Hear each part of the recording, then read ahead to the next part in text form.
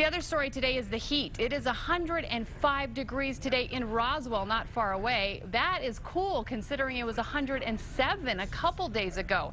It has been hotter in southeast New Mexico than it has been in Phoenix, and the heat is getting flat out dangerous. News 13's Selena Westervelt is live in Roswell with more.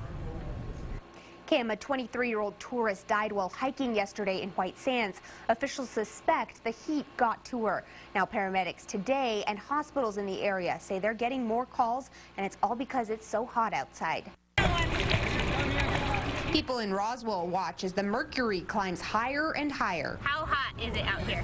It's hot enough to cook an egg on the sidewalk. Feels like it's 140 degrees or higher. It's hot enough to roast a hot dog on the sidewalk. It is like 150 degrees. That's an exaggeration, but you get the point. Just before 3 this afternoon, thermostats maxed out at 105. Paramedics say heat like this can be deadly. We see a lot of heat exhaustion, almost to the point of heat stroke, a lot of kind of passing out due to heat. Lieutenant Ford says the elderly and young children are hardest hit. The most common illness, heat exhaustion, which quickly turns into heat stroke. Heat exhaustion is the point right before you pass out. You're still sweating a little bit. You're really tired. You might be getting a little bit confused. Heat stroke is a loss of consciousness. At that point, victims need immediate medical care, but Ford says if you simply stay in the shade, keep hydrated, and maybe splash around a bit, you should be fine.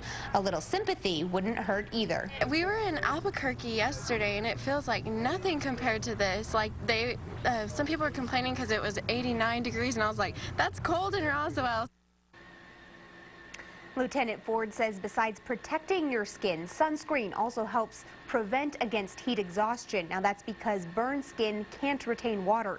He says if you stop sweating, it's a sign your body is shutting down. Kim, back to you. Okay, thanks, Selena. Now the temperature has topped 110 days in a row now in Roswell, which is very unusual. Just as frightening, Roswell has seen less than 1/10 of an inch of rain this year.